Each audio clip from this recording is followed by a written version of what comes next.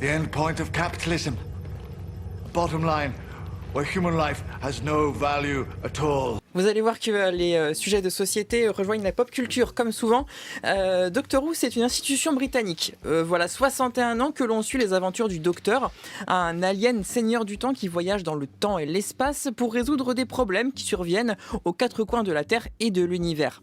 Alors, je regarde cette série de science-fiction depuis l'adolescence et il y a beaucoup de choses évidemment que j'aime dedans, mais je dois vous confier qu'une scène en particulier m'a marqué quand je n'étais que lycéen, c'est celle-ci.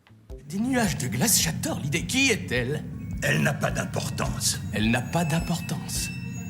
Ma parole, c'est incroyable. En 900 ans de voyage spatio-temporel, je n'ai encore jamais rencontré d'être qui n'avait pas d'importance. C'est peut-être la leçon la plus forte de Doctor Who.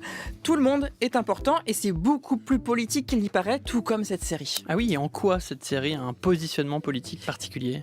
Tout au long de ses voyages, le Docteur tombe sur des lieux et des époques qui ont besoin de son aide. Et il y a souvent des gens à sauver, avec parfois un rapport de pouvoir dans la balance. Des êtres puissants qui essayent d'utiliser ou d'abuser d'autres êtres. Typiquement, ses principaux ennemis sont des monstres comme les Daleks ou les Cybermen, dont les objectifs sont souvent la conquête totale ou l'assimilation des autres espèces par la force.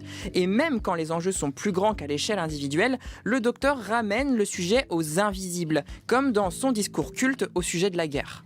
Lorsque vous tirez la première balle, même si vous pensez avoir une bonne raison, vous n'avez aucune idée de qui va mourir. Vous ne savez pas à qui sont les enfants qui vont hurler de douleur et mourir brûlés. Combien de cœurs brisés? Combien de vies anéanties?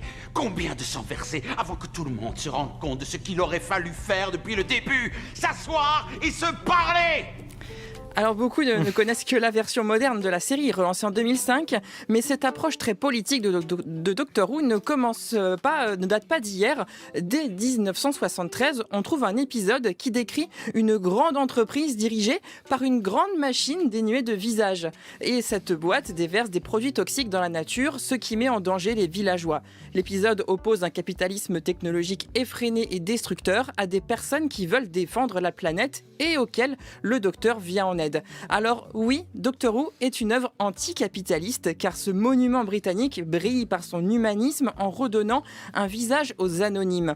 Nous existons derrière les grosses machines et un système ne doit jamais oublier que toutes les vies comptent. Pour le Docteur, si certains sont sacrifiés au passage, alors ce système a besoin d'être soigné.